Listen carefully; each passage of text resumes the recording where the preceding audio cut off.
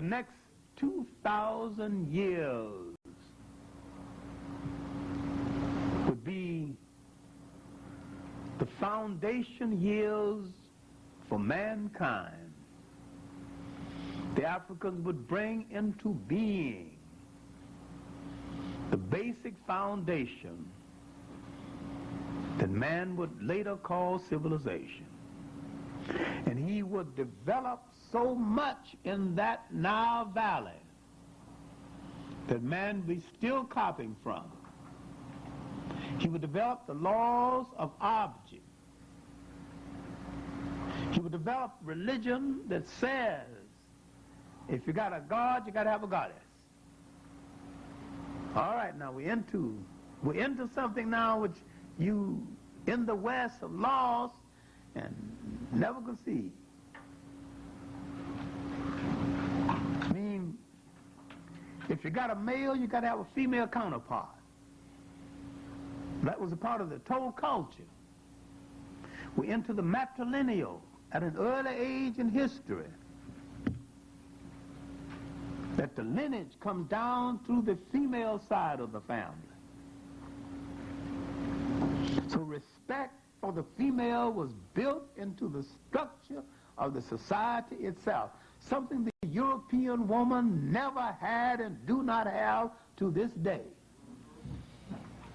Her respect was not something she had to grow up and demand.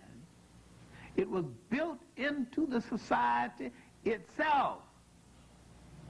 The foreigner changed the concept, changed the matrilineal to the patrilineal, because the foreigner was afraid of women.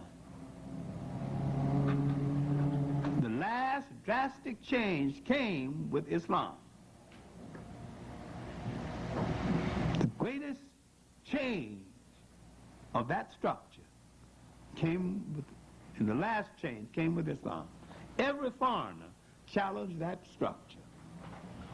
And yet, today, most African societies have a matrilineal system of inheritance as against the patrilineal, meaning that the line of descent comes down to the female side of the family as against the male side of the family. Something that never existed in Europe and don't exist in Europe to this very day. Now, what is more important is that out of this period came goddess as well as gods. And the best known of the goddess was the goddess Hathor. And that her influence was so great that it spread to Asia, and the concept of the sacred cow in India came from an aspect of the religion of Hathor.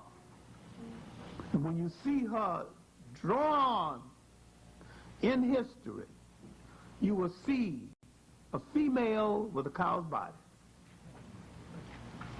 It was the sacredness of this image that gave them the concept of the sacredness of the cow. And that this is part of the Hindu religion.